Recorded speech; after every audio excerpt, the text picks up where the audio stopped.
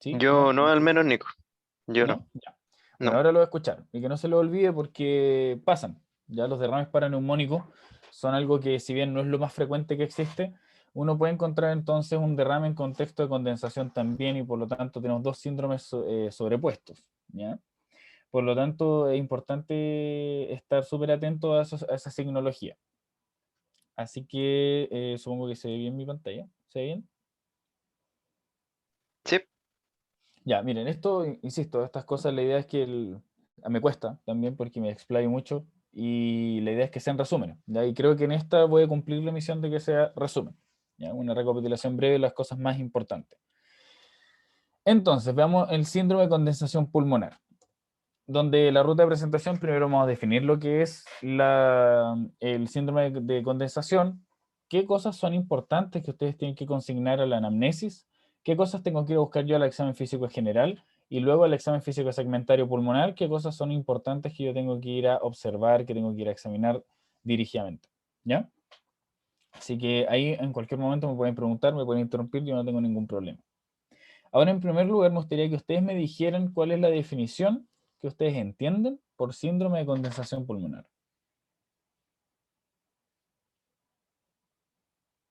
Un reemplazo del aire alveolar, ¿no? Por cualquier otra ¿Ya? cosa. Pero por cualquier otra cosa. ¿Ya? Pero si yo tengo el reemplazo del aire pulmonar, por ejemplo, yo tengo un paciente preoxigenado para intubar y yo tengo solamente oxígeno y no aire propiamente tal, ¿también es condensación? Me parece que no, no sería. No, ¿no No, es cierto? Entonces, no. ¿cuál sería una definición un poco más correcta? Porque sí, es el reemplazo del aire, pero ¿por qué? ¿Por qué tipo de sustancia? Por un componente líquido o uno sólido. ¿Ya no es cierto? Entonces estamos hablando de un componente que es más denso que el aire, ¿ya? Eso es lo más correcto y la forma más sintética de explicarlo, ¿ya? Pero bien, entonces vamos con la definición. El síndrome de condensación pulmonar entonces va a ser una situación en la cual tenemos un elemento o sustancia que va a reemplazar el aire a nivel alveolar por algo de mayor densidad, ¿ya? Eso es en pocas palabras y así lo pueden definir en el hospital y quedan como reyes. Y esta sustancia puede ser, como bien decía el compañero, algo que es algo que está en estado líquido, algo que puede ser sólido, por lo tanto tenemos exudados, transudados, pus, tumores, etcétera, que pueden estar ahí ocupando ese lugar. Granulomas también, lo mismo los quistes atípicos, que son más raros. Entonces aquí las causas más frecuentes, en primer lugar, siempre, siempre, siempre, primera sospecha, neumonía, ¿ya? No cualquier neumonía, sino que las típicas neumonías que son con focos de condensación, valga la redundancia. ¿Por qué? Porque tenemos neumonías que son del tipo intersticial, especialmente las neumonías que son fúngicas, asociadas a neumocistis jirovecii en paciente inmunosuprimido, porque, por ejemplo, las neumonías en otro contexto de paciente inmunosuprimido, como se llama por aspergillus, vamos a tener en general los aspergilomas, ya que van a tener un foco de condensación. Pero por otro lado, vamos a tener entonces también el coronavirus que hace una neumonía intersticial. Por lo tanto, las neumonías intersticiales no dan clínica de un síndrome de condensación con todas sus letras. Van a tener algunas características, pero no va a dar como para poderla clasificar dentro de este grupo. Por lo tanto, no todas las neumonías van a estar dentro del síndrome de condensación pulmonar. Ahora, si ustedes me dicen, ya, pero las típicas neumonías, sí, las típicas neumonías con la neumonía adquirida por la comunidad, va entonces a estar aquí dentro de este cajoncito que se llama síndrome de condensación pulmonar, ¿ya? Y aquí tiene un dibujito de lo que usualmente se ve, ¿ya? Donde tenemos, por ejemplo, esto es un ejemplo bastante esquemático, ¿no es cierto? Donde se puede ver que tenemos un sector que es más denso que el resto del pulmón, ¿ya? Eso es lo principal que uno tiene que observar en la imagen, por ejemplo, en una radiografía de tórax, en un escáner, ¿ya? Entonces ahí uno tiene que empezar a hablar también en terminología de eso, ¿ya? Algo que es más radio opaco, algo que es más intenso cuando uno habla de escáner, etcétera. Entonces, vamos a ver qué aspectos importantes tenemos que preguntar a la anamnesis. Chiquillos, díganme ustedes, yo soy un paciente que llego a la urgencia, por ejemplo, me tienen en el box. ¿Por qué ustedes sospecharían por aspectos que ustedes ven a la anamnesis que yo puedo ser un paciente que tenga una condensación? Solamente por anamnesis que ustedes tengan la TINCA. ¿Qué aspectos?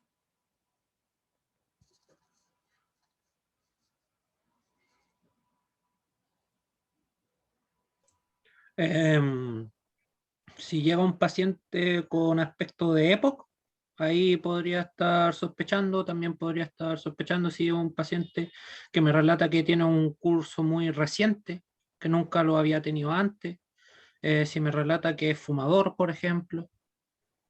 ¿Ya? ¿Ya? ¿Está bien? ¿Y eso como que nunca le ha pasado antes, están así o no? O en general pacientes que reconocen que están con alguna infección respiratoria? Sí, también infecciones recurrentes, hay, no sé, por ejemplo, el paciente tiene una bronquitis crónica, por ejemplo, tiene infecciones recurrentes, puede tener esta cosa. Exacto. Muy bien. Entonces tenemos un punto relevante que dice el compañero, que son las comorbilidades en general, donde aquí tenemos los síndromes obstructivos, por ejemplo, donde aquí tenemos el asma, tenemos el EPOC, y por otro lado tenemos que ver también la bronquitis crónica, que también tiene un efecto, como dice el compañero, de tener infecciones recurrentes, ¿ya? Entonces, eso es un punto, las comorbilidades. Historia clínica en general de patologías previas también es importante, porque los pacientes a veces van a saber que vienen con algo que ellos sí conocen, ya que tuvieron alguna vez una neumonía, que tuvieron alguna vez una gripe, etcétera, o en estos casos que ya tuvieron COVID, ¿ya? Por ejemplo. Entonces es importante detallar eso a la anamnesis, ¿ya? ¿Qué otra cosa creen ustedes a la anamnesis que ustedes tienen que ir a preguntar, por ejemplo, en un paciente que ustedes tengan sospecha de una condensación? O al revés, que ustedes, gracias a qué preguntas, ustedes pueden decir, ah, no, este paciente puede que tenga alguna alteración pulmonar en general. No examen físico, solo anamnesia. Síntomas, estamos hablando. ¿Qué síntomas voy a ir a preguntar? Porque los signos salen del examen físico, los síntomas salen de la anamnesis. La disnea es un síntoma. ¿No es cierto? Es un síntoma bastante cardinal de patología pulmonar, ¿no es cierto? Muy bien. ¿Qué más?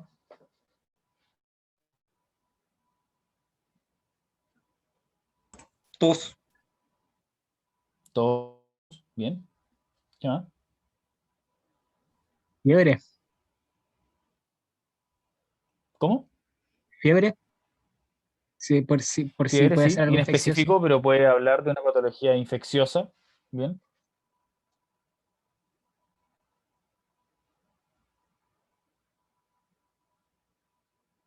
¿qué más?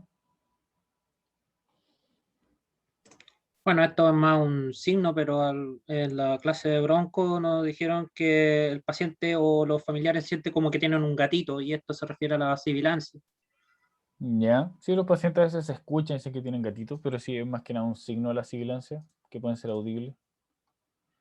Y aquí dicen dolor torácico, ¿no es cierto? Muy bien, muy bien. ¿Qué tipo de dolor torácico voy a ir a preguntar? Me dice, no, es que me duele el pecho, ¿lo dejo ahí o reviento el síntoma? ¿Y por qué? ¿Y qué voy a ir a buscar?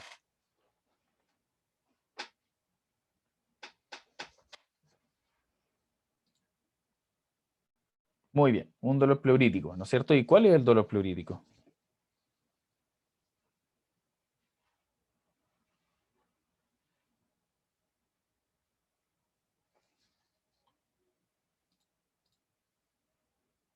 Ya, duele cuando inspira harto. Ya, no le digan así porque les van a pegar un palmazo porque suena un poco elegante. Pero sí se entiende, pero es de tope inspiratorio, ¿ya? Eso es lo que uno tiene que consignar, ¿ya? Eso tiene un dolor que aumenta con el tope inspiratorio, o que aparece en el tope inspiratorio y que de hecho le tranca la respiración, que van inspirando y llegan a un tope y quedan con un dolor en el tórax. ¿Y ese dolor de qué tipo es el dolor pleurítico? ¿Cuál es el carácter? Es punzante. Punzante, ¿no es cierto? Entonces hay que preguntarle, ¿le pincha, le aprieta, lo atraviesa? ¿Cómo siente usted? Así tienen que preguntarle, ¿ya? Y así les va a decir. Y hay pacientes que no saben que tienen dolor torácico y efectivamente lo tienen porque empiezan a tener una respiración superficial como medida altiálgica. Entonces ellos, para evitar el dolor, se olvidan o no se dan cuenta y inconscientemente lo hacen para evitar alguna molestia, y van a tener respiraciones muy superficiales, o sea, respiraciones de frecuencia, o sea, de amplitudes muy pequeñas. Por lo tanto, tienen que inducirlo a respirar hondo y dígame si le duele. Y ahí se van a dar cuenta, lo van a ver, cómo el paciente se queja al momento de que hace la inspiración y se tranca la inspiración. Y tiene que detenerla y luego expirar suave. Y muchas veces se tocan porque es un dolor que no es un dolor sordo, sino que es un dolor puntual, ¿ya? Que puede ser en más de un lugar. Pero generalmente es en un solo lugar lo que describen los pacientes. Duele aquí, ¿ya? Les pueden apuntar. Así que muy bien. Ya, esos son los síntomas cardinales respiratorios. Tos, ¿no es cierto? La disnea, dolor torácico, van a ser las cosas principales que uno tiene que ir a buscar. Muy bien. Entonces vamos a ir viendo paso por paso estas cosas, donde en la anamnesis los puntos clave que ustedes tienen que tener claro, en primer lugar, identificación del paciente. No es lo mismo, independiente que hagamos un correcto diagnóstico, de que es un síndrome de condensación pulmonar, no es lo mismo que esto esté sucediendo en un paciente que sea joven, de 20 y tantos años, a que suceda en un paciente de 70 años. No es lo mismo que suceda en un paciente que está sin comorbilidades, a un paciente que tenga comorbilidades. No es lo mismo, ¿ya? Eso claramente a nivel semiológico no tiene la mayor relevancia, pero sí ustedes van a tener que empezar a pensar lo posterior. O sea, ese paciente yo lo tengo que manejar, ¿ya? Y cómo lo voy a manejar tiene que ver mucho con el agente etiológico. Y el agente etiológico va a variar dependiendo de esas condiciones que le acabo de nombrar. No es lo mismo un paciente joven o un añoso, no es lo mismo un paciente sano o un paciente con comorbilidades. Por lo tanto, eso siempre tienen que consignarlo. Bien, la identificación del paciente, si es hombre, si es mujer. Obviamente también es importante con qué no solamente la orientación sexual hoy día es algo que hay que preguntar, sino que también la identidad de género de los pacientes también hay que preguntarla, ¿ya? Si que ellos se consideran hombres y si se sienten hombres, que es diferente, por ejemplo, o mujeres, viceversa. Entonces eso también es importante. Las comorbilidades, enumerarlas todas, ¿ya? No solamente uno tiende a preguntar comorbilidades de hipertensión, diabetes, dislipidemia y para contar, pues. No. Pregunten por asma, pregunten por EPOC, y al mismo tiempo, cuando pregunten por esto de patología respiratoria, lo mismo, si es que tiene antecedentes en pacientes jóvenes, orientación pediátrica, pregunten también si el niñito tiene diarrea, porque, por ejemplo, si el niñito tiene fibrosis quística, va a tener muchas patologías pulmonares y van a asociarse también a diarrea, ¿ya? Crónica. Entonces, eso es un indicador diagnóstico de que este paciente podría tener una fibrosis quística, ¿ya? Entonces, tratemos de ampliar un poco más el horizonte. Toxicomanías, por otro lado, es importante preguntar, sobre todo sacar el IPA, porque eso correlaciona directamente con mortalidad y morbilidad. Por lo tanto, hay que siempre sacarlo. El uso de vapeadores, chiquillos, estos cigarros electrónicos habían llegado diciendo que eran más sanos y que se dio, resulta que son iguales o peores, dependiendo del contexto. Por lo tanto, pregúntelo, porque muchos pacientes dicen que no fuman, pero en realidad sí vapean. Entonces tienen que preguntarle. Y no solamente eso, sino que también drogas. El fumar no es solamente tabaco, ¿ya? Sino que pueden fumar cualquier otra cosa y el hecho de que estén quemando algo y aspirando ese humo ya es daño importante. Marihuana, pregúntenlo, ¿ya? Eso también es importante. Cocaína también. La aspiración de este polvo es importante porque tiene un efecto adrenérgico local súper importante que puede llevar a isquemia a los tejidos de las mucosas, llevando a necrosis de los tejidos también, provocando claramente más riesgo de algunas patologías, incluso a nivel neurológico. Los pacientes que tienen úlceras, que consumen cocaína, por ejemplo, van a tener mayor riesgo de penetración de esas barreras mucosas y por lo tanto van a tener más riesgo ante una patología respiratoria de también tener una complicación del sistema nervioso central como una meningitis. Por lo tanto, es importante preguntarlo. Importante también preguntar a los pacientes si es que tienen patologías respiratorias concurrentes, ¿no es cierto? Como el EPOC y el asma, como lo más clásico. Y también pregunten si es que ellos han estado teniendo también otro tipo de patologías agudas de manera más seguida, ¿ya? O si han tenido alguna vez en su vida algo similar. Los pacientes también, desde el empirismo, pueden describir muchas cosas. No, esto se parece mucho cuando me pasó esto. Y a ustedes también les puede aportar un buen indicador. Entonces, como ustedes bien dijeron, los signos o síntomas, bien, disculpen ahí de haberlo cambiado, síntomas cardinales de enfermedad respiratoria es la tos, y aquí le faltó algo, la expectoración. No es lo mismo una tos seca a una tos productiva. Y la tos seca, no es lo mismo, hay muchos tipos de tos. Hay tos paroxística, hay tos irritativas, ahí está la hemoptisis, y hay muchas cosas. Está la tos emética, que es esta tos que genera vómito finalmente. Todas esas cosas a nivel semiológico tienen mucho valor. Por lo tanto, pregunten por la expectoración, el tipo de tos y la disnea, caracterícenla, ¿ya? No es lo mismo hablar de una platipnea, una vendopnea o una ortopnea. Todas esas cosas tienen que clasificarlas. ¿Por qué? Porque cuando ustedes clasifican la disnea, ustedes pueden tener un buen indicador si es que este paciente, el origen de su disnea es pulmonar o es cardiovascular, que tiene compromiso pulmonar, que no es lo mismo, y ustedes tienen que ir a manejar el origen del problema, porque por más que traten una patología pulmonar o vayan a buscar esa patología pulmonar, puede que nunca la encuentren, sino que simplemente es una descompensación cardiovascular. Por lo tanto, vayan a ver un poco más allá. Caracterice la disnea. Si tiene ortopnea, tiene vendopnea, platipnea, todas esas cosas, lo más probable es que no sea respiratorio, ¿ya? Lo más probable es que eso sea algo cardiovascular. Y los signos de alarma también son bien claros. La hemoptisis, por ejemplo, disnea súbita. En el caso de qué cosa, por ejemplo, disnea súbita, ¿por qué nos asusta? Una disnea que de un rato a otro empieza a suceder, asociado a dolor torácico, por ejemplo, y tos. Taquicardia, muy clásica la A un taquicardia. neumotórax. Sí, ya, muy bien, un neumotórax. ¿Qué más? Un TEP. Un TEP, ¿no es cierto? Muy bien.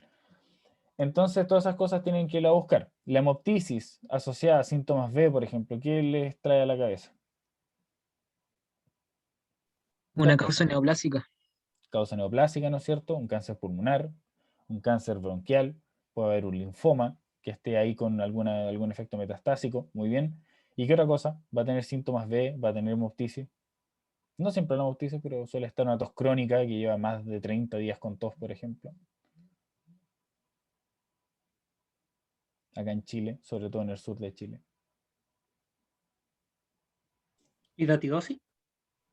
Mm, puede ser, pero esos síntomas B no son muy típicos de la etiopía.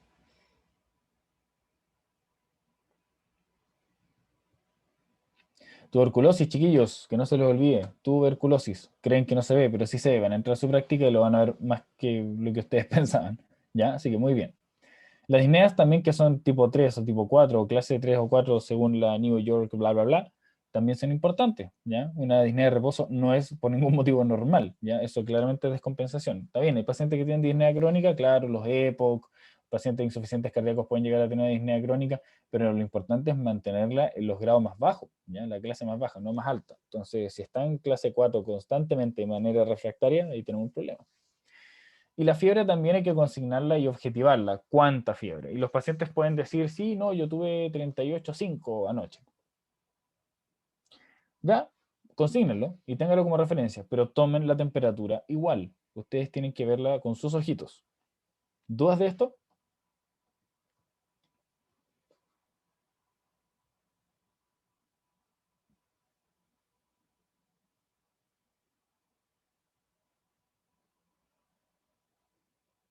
¿No? Ya, entonces, a modo de Nico, resumen, yo tenía una ¿sí? duda. Dime. En el caso de los pero de que fume otra cosa el paciente, ¿hay que como decir la frecuencia, algo así como un IPA o algo? ¿O solo consignarlo? No, ahí no se ocupa el IPA, ahí consígnalo nomás, pero quizá la frecuencia es muy importante, ¿ya? Porque no es lo mismo un consumo de marihuana, por ejemplo, recreativo una vez al mes o cuando salen a veces una vez a la semana, a que la consuman todos los días. No es lo mismo. Ya. Porque hay pacientes que consumen todos los días marihuana. Hay mucha gente que consume todos los días marihuana y probablemente los conozcamos en persona, ¿ya? Es algo que no es Ujú. raro de ver y que tiene claramente una repercusión. Así que eso es importante. Es una buena Gracias. pregunta. Ujú. Entonces, ahora a modo resumen, vamos a ver ahora vamos a ponernos en el contexto de neumonía, ya que es lo más clásico que no es la condensación, qué cosas son importantes. Identificación y comorbilidades, súper importante. La edad es muy relevante, la mayoría de las neumonías se dan entonces en pacientes añosos y con comorbilidad respiratoria. Ya, un EPOC sobreinfectado no es cosa rara, ya, de hecho algunos viven sobreinfectados, entonces hay que tenerlo ahí muy bien consignado. Por otro lado, es importante siempre considerar la tos, si es productiva, y de preguntarle, ¿y esos pollitos cómo salen? ¿Son blancos, verdes, amarillos? Y de ahí te van a decir, a veces salen con sangre. Aprovechen de explorar eso, ¿ya? Traten de reventar el síntoma siempre, todo lo que puedan preguntar. Nico, ¿Ya? ¿Mm? una pregunta, ¿cambiaste de diapo? ¿No? Ah, ya. ¿No? No estoy haciendo un resumen de la parte de anamnesis. Entonces siempre pregunten esas cosas porque son típicas de la neumonía, la tos con expectoración, que tiene fiebre alta, en adultos mayores un poco más difícil, ¿ya?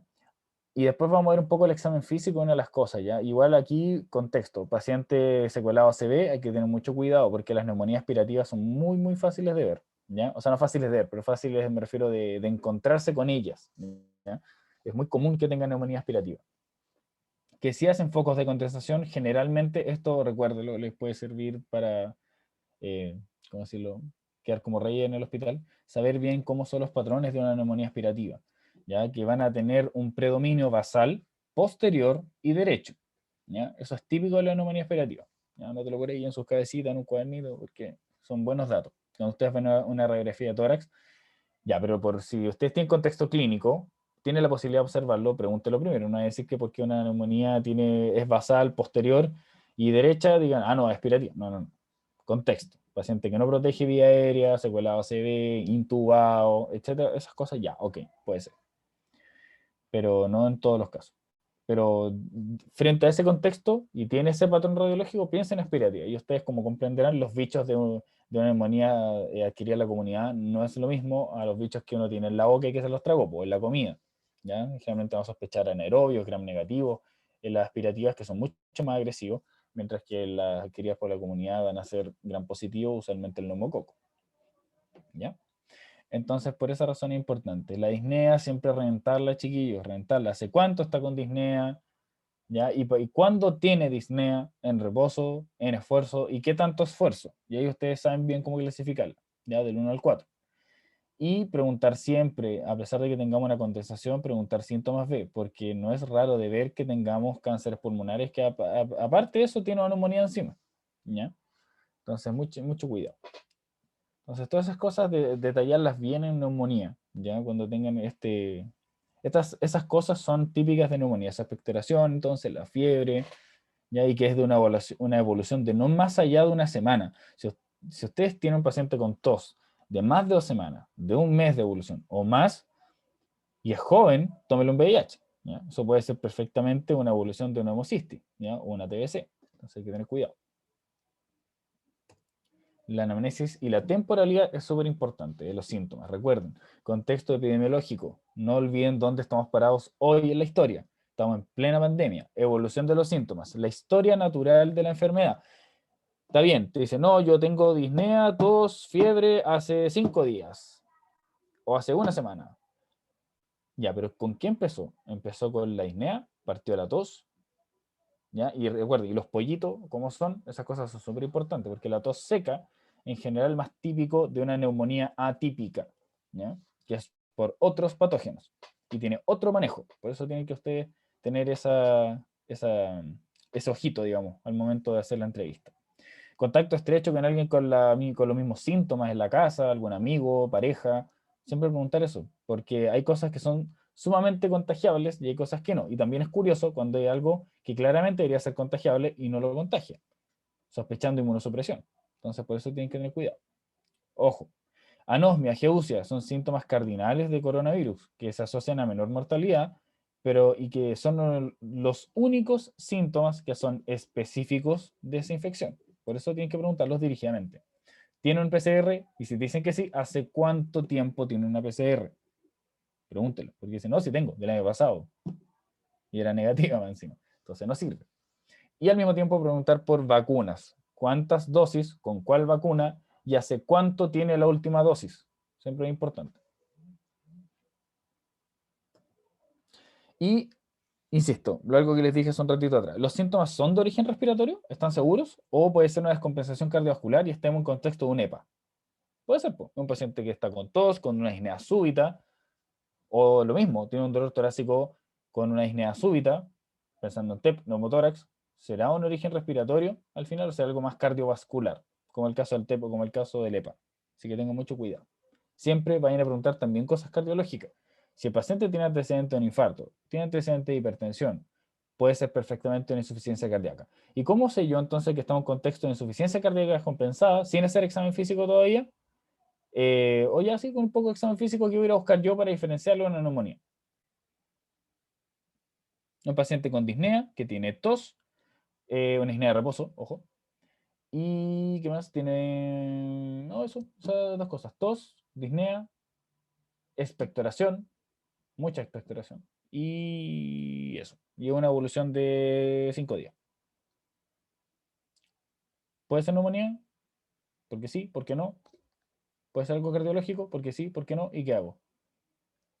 ¿Quién responde? O sea, algo cardiológico tiene como una progresión más insidiosa, porque Sí, si es algo más 5 días. pero cuidado que el EPA puede ser de un momento a otro, es súbito. Y es una complicación importante de la insuficiencia cardíaca. El edema pulmonar agudo. O sea, igual podría como ver factores de riesgo del paciente, si está tomando algún medicamento, si tuvo, no sé, o sea, factores de riesgo más que nada. ¿En qué contexto se nos va a dar un edema pulmonar agudo en contexto a un paciente cardiópata? ¿Cómo se clasifica el EPA dentro del concepto de insuficiencia cardíaca? ¿Es una complicación crónica o una complicación aguda? Iba por grado, o sea, y se evalúa con la disnea. 1, 2, 3, 4. En el 4 ya está No, yo más hablo del EPA, del edema pulmonar agudo. ¿Es una complicación crónica o una complicación aguda?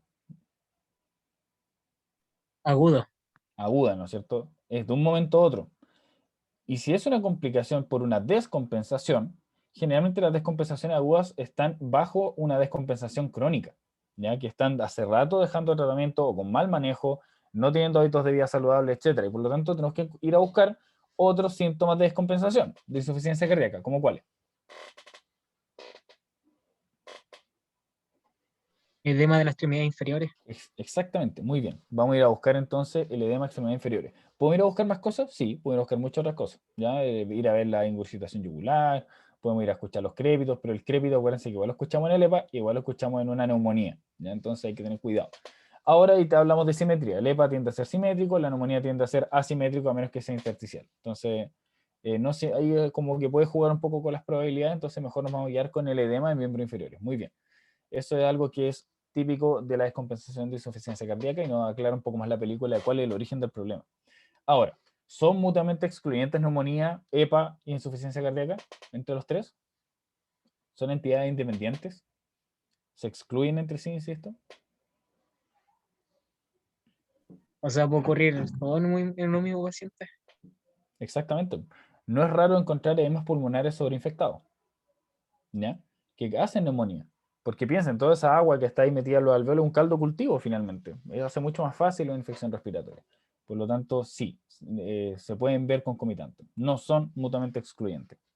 Tienen que ampliar un poquito su mirada. Esa es como la idea de igual de esta presentación, que no se cierren a solamente una entidad por paciente, porque es lo que menos van a encontrar. La mayoría de los pacientes son con múltiples comorbilidades, que pueden estar sucediendo muchas cosas al mismo tiempo. Y ustedes en medicina interna van a tener que aprender a qué arreglo yo primero, que me va a facilitar la pega para arreglar las otras cosas. Tengo que pillar yo cuál es el aspecto más relevante del paciente, ¿ya? Cuál es la patología más relevante, cuál es la descompensación más relevante y cómo la arreglo. Y ahí encontrar el camino estratégicamente más correcto. ¿Ya? Entonces, vamos al examen físico general. ¿Qué cosas vamos a ir a revisar al examen físico general?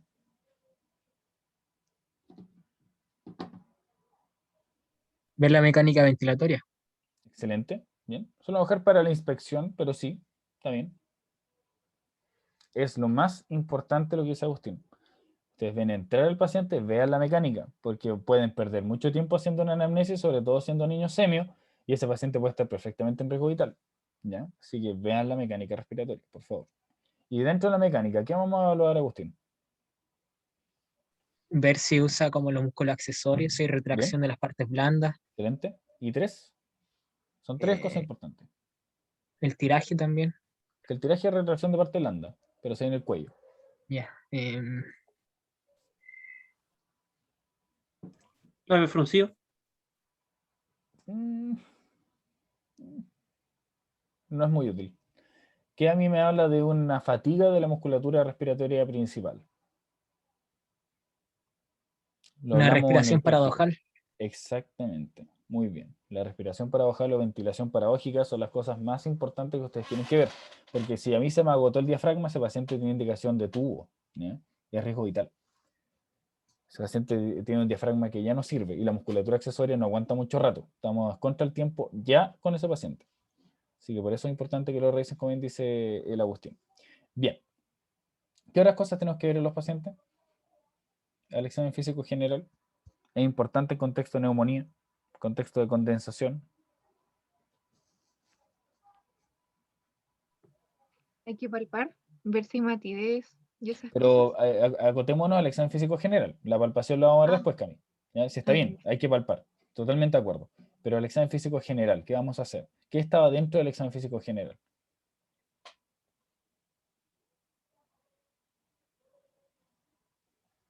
¿Qué está dentro del examen físico general? Frecuencia respiratoria. Chicos, signos vitales, ¿ya? Tenemos que verlos mm, todos. Todos, todos. Donde la frecuencia respiratoria es importante. Usualmente nosotros vamos a encontrar una taquipnea, sobre 20 ventilaciones por minuto. Sobre 30 ventilaciones por minuto tiene indicación de apoyo ventilatorio con sistemas no invasivos, como sería el caso de la nariz de alto flujo, y si el paciente se me agota de tener respiración paradojal, tiene indicación de tubo. ¿Ya? Así es como a grandes rasgos, sobre las 30 ventilaciones. Pero cuando yo me entre los 20 y los 30 y veo que no tiene respiración paradojal, todavía podemos esperar y a solucionar la causa de base. Entonces, muy bien, frecuencia respiratoria, bacán. Y esa frecuencia respiratoria, aparte, no es que evaluar el patrón respiratorio, ¿no es cierto? ¿Cómo es el patrón ventilatorio más bien? ¿Cómo debería ser? ¿Qué patrones podemos encontrar? En general, no solamente en este contexto.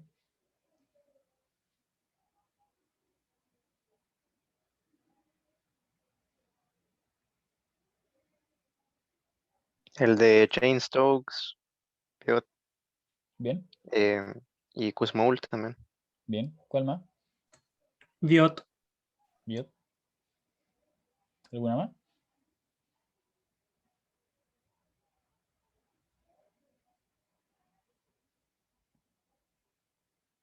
Bueno, una de las cosas que igual tienes que ir a ver es si tiene respiración superficial, porque esos pacientes evolucionan mal.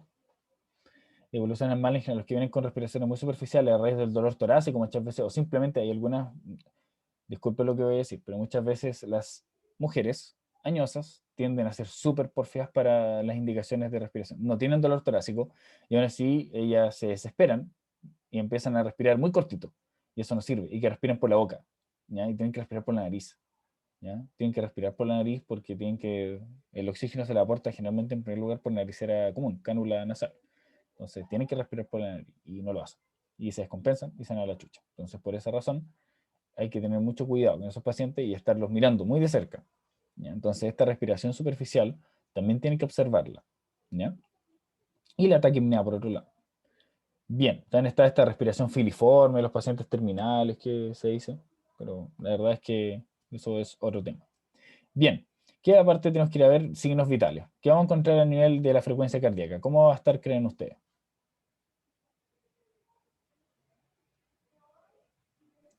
Si está disnéico, debería estar elevada la frecuencia. ¿No es cierto? ¿Y cuánto sería eso en un adulto? ¿Más de cuántos latidos por minuto? Más de 100. Más de 100. Muy bien. ¿Qué más vamos a ver? ¿Qué otro signo vital? La presión arterial. Muy bien. ¿Cómo creen ustedes que debería estar? Aumentada. Generalmente, ¿sí? El paciente se estresa, tiene un estado de hiperadrenergia, pacientes que generalmente son hipertensos de base, así que muy bien, Cami, con esto se le descompensa muchas veces la hipertensión y están muy hipertensos, 170, 190 ese de sistólica, sin problema. Pero, ¿puedo encontrar yo hipotensión en pacientes con neumonía, por ejemplo? ¿Será posible? Se están así como muy palambarrasi. Ya, pero muy para embarrar un contexto muy amplio. ¿Cómo eso de muy para embarrar? Se está al borde de una sepsis, por ejemplo. Puede Ya, ¿lo estar hipotenso. ¿Ya? Un paciente derechamente que está séptico va a tener una falla de la macrovasculatura y de la microvasculatura, por lo tanto va a tener una vasoplejía. Y cuando hay una vasoplejía tenemos un paciente que está hipotenso y taquicárdico, y eso se llama hemodinámicamente inestable. Y esos pacientes van derechito al shock. Esa es la parte inicial. Por lo tanto, si tenemos un paciente con sospecha de neumonía que está hipotenso, ese paciente está séptico, ¿ya? Y está taquipneico más encima, y tiene alteraciones del estado mental, por ejemplo, ese paciente está séptico, cumple criterio. Por lo tanto, ese paciente tiene que ser estudiado y lo van a ver más adelante y qué sé yo, pero la misión de ustedes ahora, desde semiología, es que observen cuando un paciente esto pinta para mal o el paciente está compensando. ¿Ya? Y si un paciente está hipotenso y taquicárdico, no es lo que debería suceder. Si yo tengo la frecuencia cardíaca aumentada, si usted recuerda fisiología, yo debería aumentar mi gasto cardíaco y al aumentar mi gasto cardíaco, yo aumento también mi presión arterial. ¿Ya? Eso es lo normal, sumado a todo el estado hiperadrenérgico en un estado de alta exigencia metabólica. Pero en un paciente que está infectado, no es lo normal que esté hipotenso. Eso significa que hay un agotamiento de la reserva fisiológica y por lo tanto el paciente está descompensado y no está respondiendo. Y ese paciente está mal, está grave. Un paciente con neumonía y que está hipotenso, ese paciente está mal. Así que tienen que pensarlo de esa manera. Muy bien. Bien, chiquillo. Así que recuerden bien eso. Un paciente que está taquicárdico debería estar hipertenso, no hipotenso. Si está hipotenso, cuidado. ¿Ya? Hay un problema ahí. El paciente está descompensado hemodinámicamente. Entonces, sigamos. Eso que le acabo de decir, de verdad que es muy importante que lo recuerden. Demasiado importante, demasiado importante. ¿Ya? No se les puede olvidar. Sigamos. ¿Qué otro signo vital? El pulso, las características, la amplitud. Las características del pulso. En general, acá no vamos a encontrar grandes alteraciones más que cuando responden bien y están hipertensos, por ejemplo, van a tener aumento de la onda de pulso. Pero cuando están hipotensos, podemos tener los pulsos bastante apagados, ¿ya? Y esos son más criterios de paciente que se va a ir hacia el lado más séptico, ¿ya? O sea, un paciente más choqueado va a tener una disminución de los pulsos distales. ¿Por qué? Por vasoplejía. Recuerden bien eso. Bien, bien. ¿Qué otra cosa vamos a buscar? La saturación de oxígeno. Genial. ¿Cuánto es la meta? ¿Cuánto tenemos? Por ejemplo, yo le doy oxígeno al paciente. ¿Cuánto quiero que sature? Sin EPOC. Ojalá mayor a 95. Ojalá mayor a 95, pero sobre En 93 estamos contexto bien. COVID, 93. Exactamente, muy bien. Y en embarazadas, siempre sobre 95, ¿ya? Como dato. Ya. Siempre, siempre. Pero los pacientes hepáticos, ¿cuánto? Ahí me los pillé. Más de 90. Más de 90. Muy bien. Excelente, chiquillos. ¿Qué pasa si yo le doy más oxígeno a un paciente hepático y lo quiero tener sobre 95? No sirve de nada y hace más daño de lo que en verdad. ¿Por qué hace más daño? Porque en verdad estoy dando una terapia hiperbárica y puede desarrollar mal la enfermedad y de hecho puedo activar reflejos que bajen la frecuencia respiratoria y vaya para peor la enfermedad. Claro, ese último punto es en realidad la razón, ¿eh? Porque deprime respiratoriamente al paciente, ¿ya? Esa es la razón. Los pacientes retenedores de CO2 hay que tener metas súper, súper conservadoras de oxigenación, ¿ya? Por esa razón, porque se deprime muy fácil. Así que bien, bien chiquillos, muy, muy bien. Entonces, bien, la saturación. Si está desaturando, lo lógico, entonces este paciente está teniendo un mal intercambio gaseoso y tenemos un gran problema y orienta algo respiratorio, que hay un problema a nivel pulmonar. Pero también puede ser circulatorio, es un problema. Bien, a un paciente hemodinámicamente inestable, ¿le vamos a aportar oxígeno aunque sature 98%?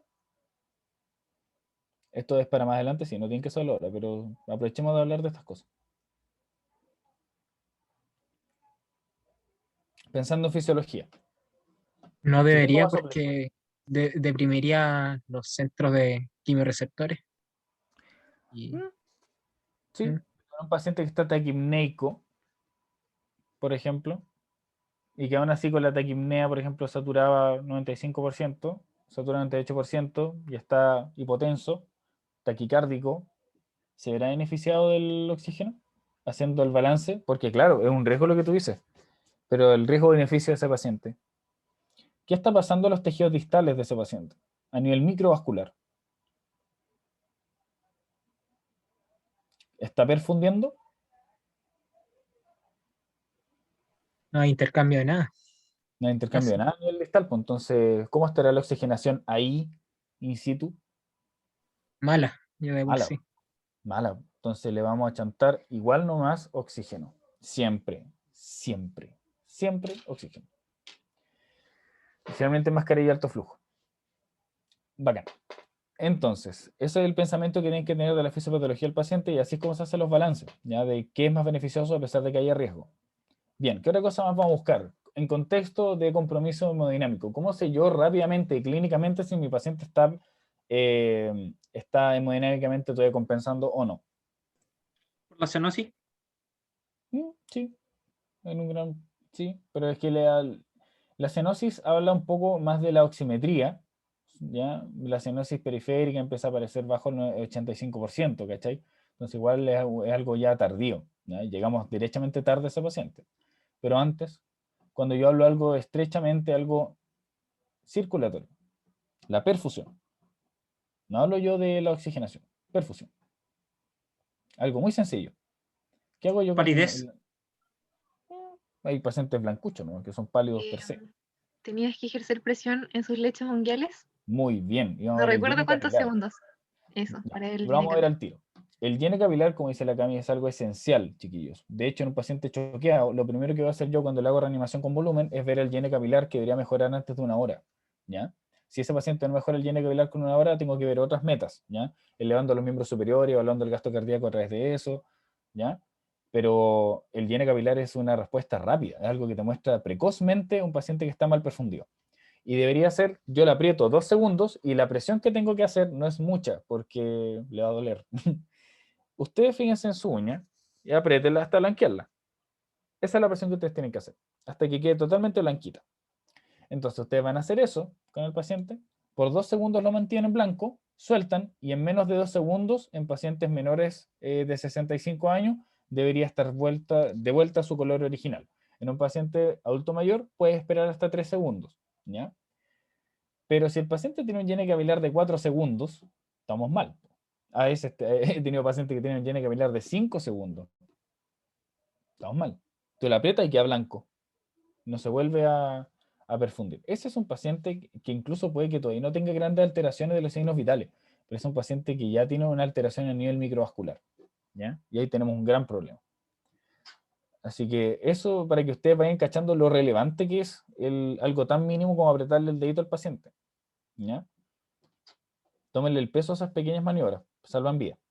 Así que hágalo, hágalo, hágalo. Entonces ahí nosotros estamos viendo el estado de perfusión de los pacientes, ¿ya? En un paciente choqueado va a tener mala perfusión. Bacán. ¿Qué otra cosa vamos a ir a ver? Temperatura. Vamos a ver si es que tiene fiebre, ¿no es cierto? Sobre 37 nosotros decimos tiene fiebre ese paciente y punto. ¿Ya? No hay mayor, digamos, discusión. Entonces, muy bien, chiquillos, como ya hemos explorando el examen físico general, hay hartas cositas, ¿ya? Hay muchas, muchas cosas. Entonces, si este computador no me trolea, ahí sí. Tenemos que ver entonces la frecuencia cardíaca, la taquipnea, taquicardia, hipertensión e hipotensión, donde la hipotensión es de mal pronóstico, muy mal pronóstico. Saturometría, nuestra meta es que esté mayor a 93. Si estamos bajo 93, tenemos un gran problema. Si está hipotenso más encima y mal perfundido, tenemos un gran problema. La cianosis es algo tardío, ¿ya? Y ver si es central o periférica. Si es periférica es por un tema más que nada del circulatorio, más que ventilatorio. Si hay algo central, o sea, por ejemplo, una cianosis perioral, eso es algo más que nada del nivel ventilatorio. O sea, tenemos un problema ya del intercambio gaseoso. La cianosis que aparece es solamente la acrocianosis, por ejemplo, habla más que nada de que hay mala circulación distal. Es un tema más, insisto, más circulatorio que ventilatorio. Objetivar la fiebre siempre. Y los signos de edema también hay que verlos siempre. ¿Por qué? Porque aquí así nosotros podemos ver si es que hay una descompensación de la parte cardiovascular de base, que puede estar relacionada con el cuadro actual del paciente o puede ser algo independiente.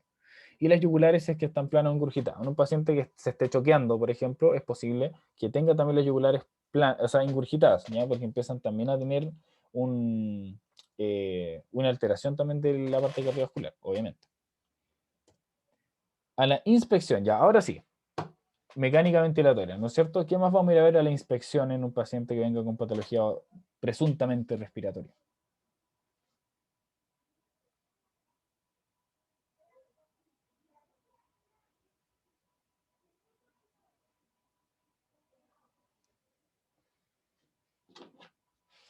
También podría ser em, importante ver la posición, como dijimos antes, pero eso es más de examen general, en todo caso. ¿Mm?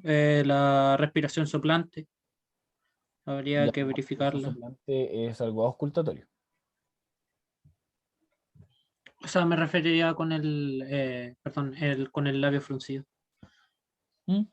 Sí, eso se ve poco, sí. No es muy común. Obvio. Pero sí, es algo que tienen que ir a mirar. Vayan a revisar si es que lo tiene o no, porque si está, sí nos indica algo, ¿no? Pero si no está, tampoco es que nos dé mucho. La fascia, ¿no es Sí, cierto?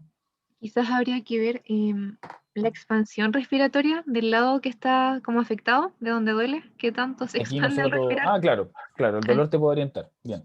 ujú. Sí, la expansión torácica, bacán.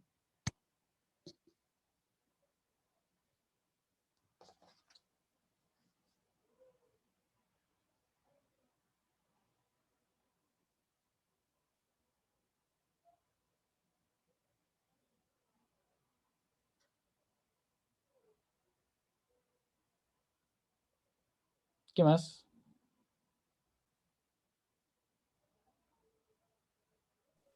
En niño al menos se ve el aleteo nasal. Muy bien, muy bien. Recuerdo los pediátricos. Ustedes también tienen que saber eso. Aleteo nasal, genial. ¿Qué más vamos a ver?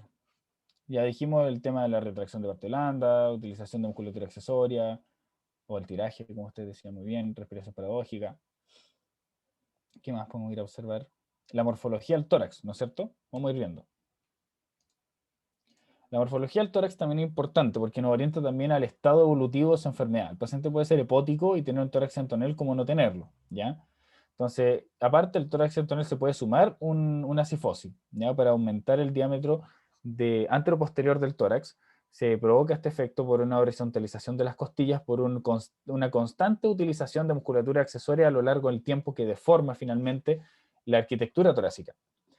El pectum excavatum o carinatum no tiene mayor relevancia, ¿ya? Hay pacientes que lo tienen, sí, es algo como que viene congénito y muchas veces no tiene mayor relevancia a nivel del estado actual del paciente, ¿ya? Ahora puede presentar en grados más extremos, claramente puede tener alguna alteración, pero es raro encontrar este nivel. Yo nunca he visto algo así, jamás. Acá tenemos un tórax antonel, se dan cuenta que es un tórax ancho en el diámetro anteroposterior. Lo normal es que el diámetro lateral, por así decirlo, transversal, sea mucho mayor, o incluso 2 veces el anteroposterior. Mientras que acá nosotros tenemos un diámetro anteroposterior que es casi igual al transversal, ¿ya? Entonces, son pacientes que tienen horizontalización costal y todas esas cosas que uno lo puede observar más que nada a nivel radiológico. Pero nos puede observar entonces un paciente hepótico. Bien. La simetría del tórax también es importante, ¿ya? En contexto, por ejemplo, observar en relación, no sé, por ocupación pleural, si tenemos ocupación de aire, por ejemplo, un neumotórax, tenemos simetría, ¿ya? Eso igual es importante. El tiraje o su musculatura accesoria puede estar en ambos dos, pero se puede dar de manera, esto en general es más crónico, ¿ya? Esto en general es mucho más crónico. Y otra cosa que tenemos que empezar a incluir en nuestras cabezas es algo de cirugía y de anestesia, ¿ya? Pero quiero que lo empiecen a tener incluido porque estoy seguro que van a entrar al hospital y van a empezar a ver estas preguntas que antes no se hacían, ¿ya? ¿Por qué? Por el contexto en el que estamos.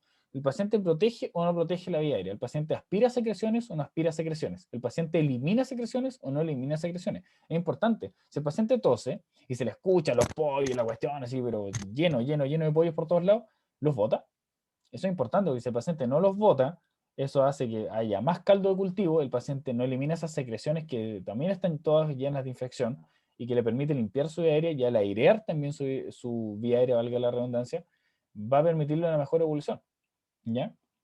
Y que él se sienta mejor, porque es muy molesto que ellos estén constantemente con secreciones. Ahí la kinesioterapia es muy, muy buena, la quine respiratoria, pero es siempre importante decir si que él protege su vía aérea o no, porque si el paciente está comprometido de conciencia, no protege su vía aérea, convulsiona cada rato, etcétera, es un paciente que probablemente va a requerir intubación por un tema de cuidar su vía aérea, porque si no va a tener un paciente que va a hacer una neumonía aspirativa y se nos puede morir de eso. Entonces, puede requerir un apoyo ventilatorio invasivo. Entonces, por esa razón, vean si es que protege su vía aérea el solito, ¿ya? Si elimina sus secreciones bien, si las aspira o no las aspira. Yo he visto pacientes que hemos tenido que llamar la atención muchas veces porque nosotros les decimos que tienen que estar semisentados y por comodidad y porque se sienten mal al principio, muchas veces la enfermera o los TENS les baja la camilla, los dejan casi recostados y empiezan a aspirar su propia saliva y a ese pasado ahí en la sala de COVID y hay pacientes comprometidos de conciencia que están literalmente haciendo gárgaras con sus secreciones y eso no puede ser, ¿ya? Eso no puede ser porque ese paciente está aspirando constantemente esas secreciones lleno de bacterias de la mucosa oral que no están en el árbol respiratorio y eso va a ser una complicación. Por esa razón, vean si es que protege su vía aérea. Por eso se van a notar muchos puntitos, no solamente como uno tiende a pensar con los doctores que dicen, no, ustedes se anotan porotitos con ustedes porque protegieron a un paciente que está comprometido con conciencia y que no es capaz de proteger su vía aérea. ¿Ya? Por el paciente, vean eso. La vía aérea es difícil, ya eso es un poco más avanzado, pero véanse que efectivamente el paciente va a tener una intubación dificultosa o no, paciente obeso, ya paciente desdentado también, paciente con barba, todos esos son pacientes con vía aérea difícil, con Malampati 3 o 4, o sea que abran la boca sentadito, lo sientan en camilla, que saquen la lengua y que no puedan ver la úvula es mal pronóstico, ¿ya? Ese paciente va a hacer una intubación muy difícil. Todas esas cosas son de examen físico, ¿ya? Así que por eso la inspección es importante ver estas cositas. ¿Por qué? Porque no sabemos cómo evolucionar este paciente. Me está troleando, ¿no? Esto.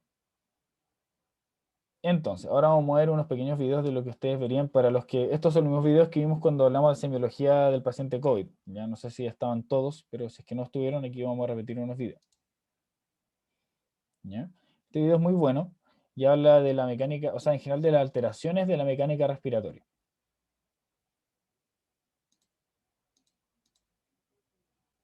Ya, aquí tenemos un paciente que es jumbroso, ¿no es cierto? El actor no es muy bueno, pero efectivamente los pacientes están muy alterados, ¿ya? Se sienten ahogados constantemente.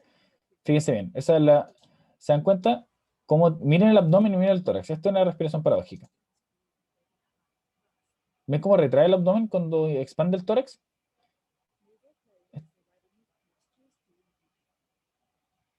Eso también es típico en el adulto. En el niño se colapsa la nariz.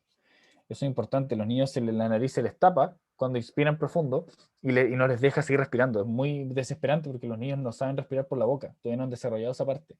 Entonces, imagínense lo desesperante que es para ellos, que con su propia ala nasal se les tape la vía respiratoria de la inspiración. En el adulto tiende a expandir la fosa nasal y abrirla, así como hacen los perritos, como hacen los ositos. Entonces, no tienen ese problema. Ahí podemos ver cómo se acentúa entonces la incisura yugular, que también es muy típica. Miren la retracción costal.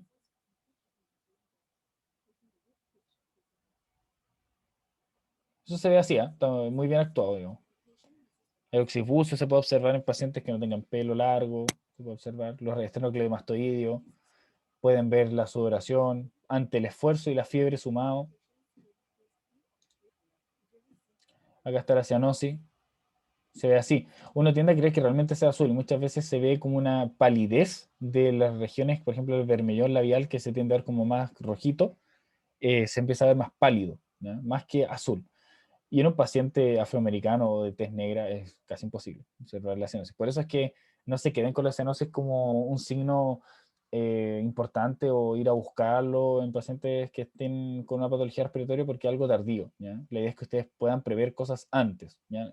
A lo que voy es que si no tiene cianosis, no piensen que por eso el paciente no está hipóxico, ¿ya?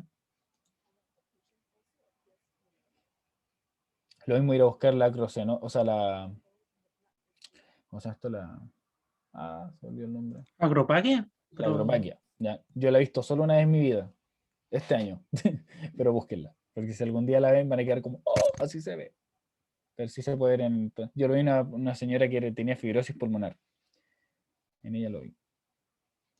Ya, lo de la cefalea es bien típico,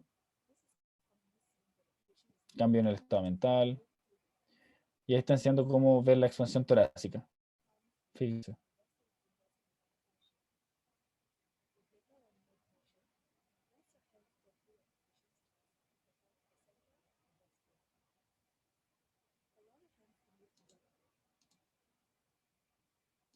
Ahí está observando la amplitud torácica, fíjense. Que sea simétrica la expansión, que tenga expansión, obviamente. Eso ya es de signos vitales. Una cosa importante que pasa en algunos pacientes es que tienen tan inflamados los pulmones, sobre todo las neumonías intersticiales, virales y fúngicas, es que no pueden expandir el pulmón porque el pulmón está tan inflamado que está tieso. Entonces, por más que ellos quieran, no pueden. Y eso es lo que se le llama la compliance. Ya vamos a ver otro video. Este es de un adulto mayor. Fíjense, esto es el tiraje. Así se ve. Fíjense el esternocleidomastoideo, trapecio, los escalenos. Lo más importante es que vean cómo se profundiza la fosa supraclavicular. Eso es lo más clásico, ¿ya? Que uno tiende a ver.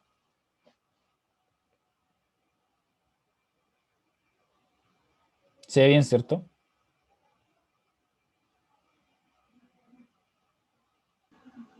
Sí.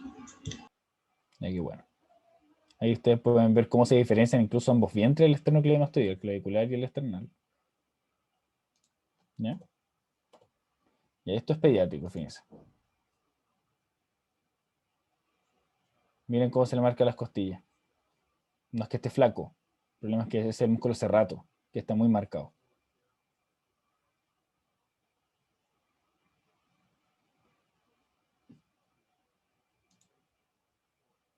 Difícil. En pacientes obesos nunca lo he visto, jamás. Lo que sí veo en los pacientes obesos es que están, ahí se ve un poco mal, que fruncen un poco más los labios y los pacientes están muy agitados, ahogadísimos.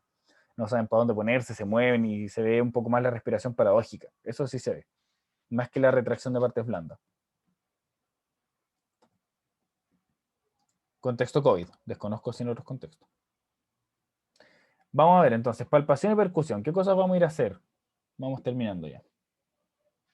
Aquí es donde viene la mayor diferencia en palpación, percusión y auscultación es donde tenemos la diferencia con el síndrome de ocupación. ¿Qué vamos a hacer en la palpación? ¿No es cierto? Ya vimos esta simetría de la expansión torácica, ¿no es cierto? Bien. ¿Qué otra cosa es la palpación? Es las vibraciones vocales. Vibraciones vocales, ¿no es cierto? Donde nosotros lo vamos a ir evaluando así, ¿no es cierto? 33, 33, 33, por adelante y por detrás. Y se apoyan en los espacios intercostales. Y cuando estamos hablando de condensación, en el punto de la condensación, ¿cómo va a estar la vibración vocal respecto al resto de los espacios que palpaste? Aumentada. Aumentada, ¿no es cierto? Y en un síndrome de ocupación pleural, por ejemplo, hablando de neumotórax, ¿cómo va a estar las vibraciones vocales? Van a estar abolidas. ¿Abolida o disminuida? ¿Ya? Sí. En Ujú. general es igual, se puede sentir. Y en derrame pleural, Deberían estar disminuidas. muy bien. En general se disminuye más que abolir. ¿Ya? En el neumotórax como que se ve más abolida. Muy bien. Genial. Y a la percusión, ¿qué vamos a hacer? ¿Qué vamos a sentir en el foco de la condensación? Matidez. Matías, ¿no es cierto? Genial. Y en el caso de neumotórax, Hipersonoridad. ¿ya? O timpanismo, muy bien. Ujú. Y en el caso de un derrame pleural, Matidez. Matías, ¿no es cierto? Muy bien. ¿Y cómo yo diferencio entonces clínicamente hasta aquí en una condensación versus un derrame pleural? En Sería resumen, por las vibraciones vocales. exactamente. Muy bien. Así es como se diferencia. Entonces lo que nosotros tenemos que imaginarnos, por eso pongo las radiografías, imaginarnos la condensación cuando yo hago esta parte del examen. La matriz localizada, la percusión, compruébelo, prueben arriba, prueben abajo, rodéenla, delimítenla si quieren para que le saquen el máximo provecho cuando se encuentren con una. No sé quién son estos, oh sí, tiene mate aquí, no, todo, ¿ya? Comparen con el otro lado para que se les quede en sus cabezas de cómo es la simetría. El aumento de las vibraciones vocales no siempre está presente, ¿ya? Y la expansión torácica, como yo les decía, eso con las manitos, puede ayudar. A la auscultación, ¿qué vamos a ir a buscar? En una condensación. Crépitos. Crepito es algo muy típico de la condensación. Y en el caso de las neumonías típicas, ¿no es cierto? Y las adquiridas por la comunidad, van a ser bilaterales, unilaterales. Si un foco debería ser unilateral. Exacto, muy bien. Y si tengo bilaterales,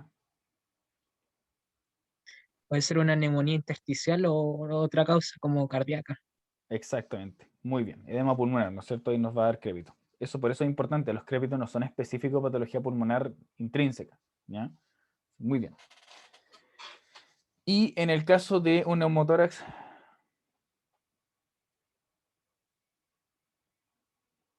¿cómo está el murmullo pulmonar, por ejemplo? ¿Presente, abolido, disminuido? Yo diría que prácticamente abolido, Prácticamente abolido, ¿no es cierto? Muy bien. Y en el caso de un derrame pleural, disminuido o disminuye, ¿no abolido. es cierto? El murmullo pulmonar. Y en el borde, aquí se describe, yo jamás lo he visto, pero se supone que en el borde donde uno puede delimitar el derrame pleural con el resto del parénquima pulmonar, ¿y qué fenómeno se da? El Damaso se puede escuchar la egofonía, La agofonía. ¿En qué consiste? una voz de cabra. ¿Ya? Como una voz más aguda, ¿no? Se filtra las frecuencias bajas y quedan solamente las altas frecuencias, ¿ya? Por un tema ahí de refracción en el medio. Bien, entonces, cuando hablamos también de la transmisión de la voz en un espacio condensado, vamos a tener entonces ahí ¿qué fenómeno? Podemos tener la pectoriloquia áfona, por ejemplo. ¿Ya? ¿Y qué es eso? Es el tórax que te habla sin hablar. Se supone que es un fenómeno donde se escucha debido y que no se debería escuchar, de hecho, porque no hay vibración de las cuerdas vocales cuando se susurra. Bien, el susurrar, ¿no es cierto? Que se escuche el susurro a nivel pulmonar cuando yo estoy ocultando. Muy bien. ¿Y qué otro fenómeno sea? Que es más común que ese, porque ese no es muy común. Broncofonía, Ya, ese es más común. ¿Y en qué consiste? que se transmite mejor la voz Ya, y se puede escuchar mejor. Muy bien. En un paciente, vamos a poner un pequeño caso. En un paciente de 70 años, fumador, que empezó con tos, incluso con eventos de hemoptisis, fiebre nocturna, baja de peso, y al momento de auscultar tengo un crépito unilateral y tengo matidez en un punto del lóbulo inferior. ¿Qué puede ser? Ahí avanzaría de una neumonía, por ejemplo. O sea, que el EPOC se complicó y podría haber evolucionado. Ya, pero este paciente tenía EPOC. Eh, no sé, No pero sabes. me hace sospechar. Entonces, no podemos decir que un EPOC se sobreinfectó si no sabemos si tiene EPOC primero. ¿Ya? ¿Qué es más probable entonces?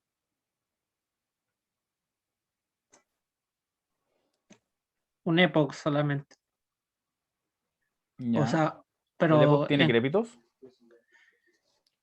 sí, Difícil. Tiene que estar sobreinfectado. El EPOC tiene más relacionado el roncus. Y sibilancia a veces incluso. Pero crepito, difícil. Puede crepitar y todo, pero no es lo típico.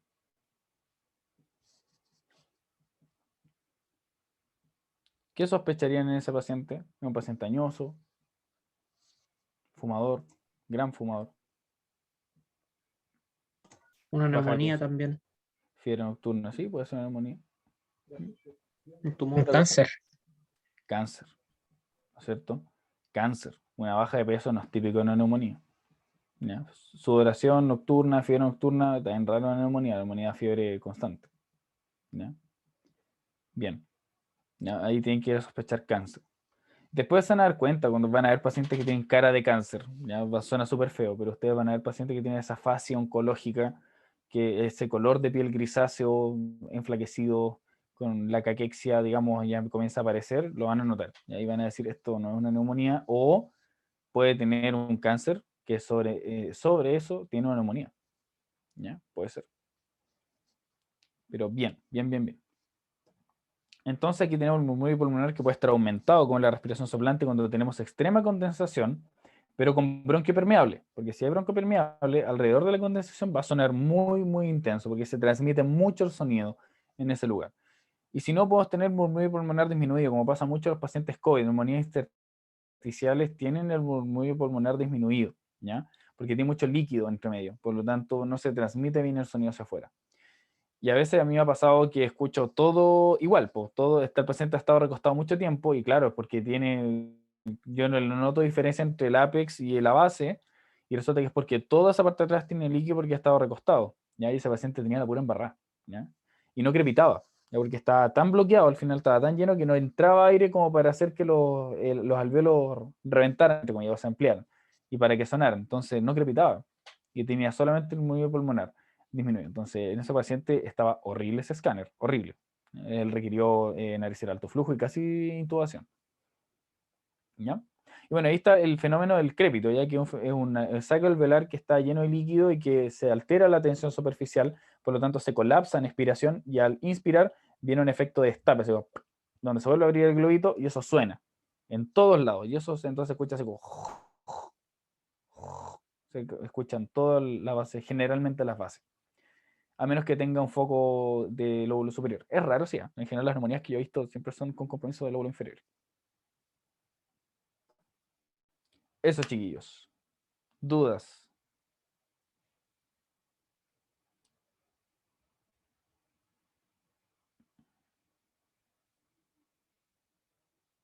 Bueno, ahí hicimos una comparación entre el síndrome de condensación y de ocupación pleural.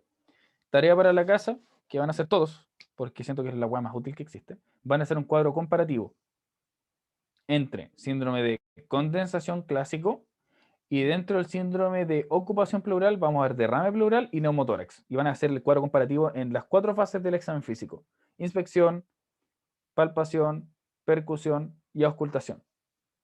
Tarea para la casa. El que quiere la hace, el que no quiere no la hace. Pero yo se los recomiendo que lo hagan. ¿Por qué? Porque los buzones de Losky generalmente tienen que hacer algo muy similar. Así que háganlo. Y les sirve mucho para ordenarse. ¿Ya? Así que eso como consejo y como tareita. ¿Alguna duda?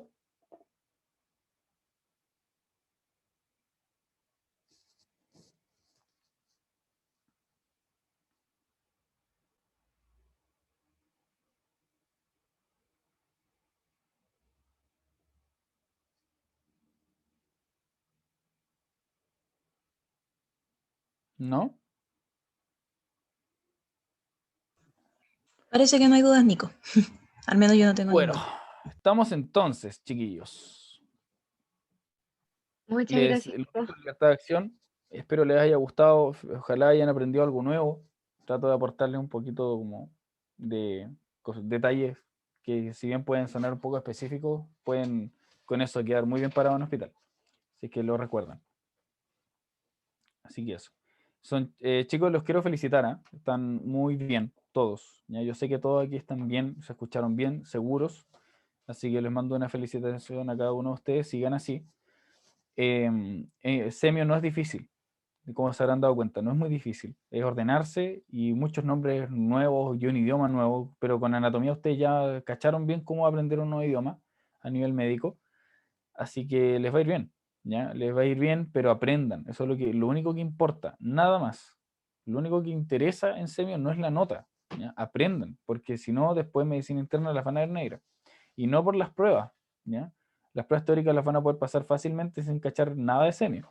Pero en el hospital, ahí es cuando se nota cuando alguien no sabe de semiología, ¿ya? Así que no se queden con las notas de ahora en adelante. De tercero para adelante las notas valen callampa, ¿ya? No se preocupen por sus notas. Aprovechen de pasar. Si les va bien, bacán, pero preocúpense por favor de aprender y de hacer las cosas. Aprender a hacer las cosas. Eso es lo que yo quiero que se les quede. Sé que es difícil y suena estúpido decirlo ahora que estamos todos encerrados, pero el momento en que entren, preocúpense de hacer, ¿ya? Porque uno está súper seguro de que sabe hasta que le toca hacer las cosas. Y cuando uno le toca hacer las cosas y se ve todo trancado, se da cuenta que en realidad no sabía tanto. Y la idea es que no pasen por esa crisis, ¿ya? Que se la esperen de que se van a encontrar con eso y que juran que saben mucho y van a llegar a hacer las cosas y se le van a olvidar una y otra cosa. Y al final, por repetición, se van a ir autocorrigiendo. Y por lo mismo no sean crueles con ustedes, ¿ya? Se van a equivocar, y caleta. Mucho, se van a sentir incompetentes, mucho. Pero a todos nos pasó, ¿ya? Y nos sigue pasando, ¿ya? A mí me sigue pasando esa agua. Y a mucha gente le sigue pasando, hasta a los becados les pasa.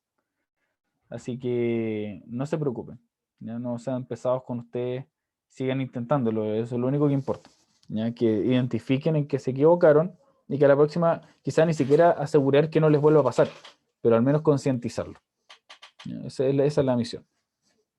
¿Ya? Así que eso, que les vaya muy bacán. Estamos al habla hasta la otra semana, espero. Aquí podemos repasar otro tema. Hoy voy a pensar qué puede ser. Y que les vaya muy bien, creo que tienen por esta semana. Yo creo que les va a ir bien. Así que eso. Ya cualquier cosa me pueden escribir. Cuídense harto. Que esté rica su 11 o si ya comieron, que bueno que haya estado rico. Espero que haya estado rico y si no estuvo rico, váyanse a la chucha. Que les vaya bien. Adiós. Muchas gracias. Chao, Nico. Gracias, Nico. Muchas gracias, Nico. Chao, Nico. Gracias por tus Gracias. buenos deseos. Un abrazo, Cami. Chau.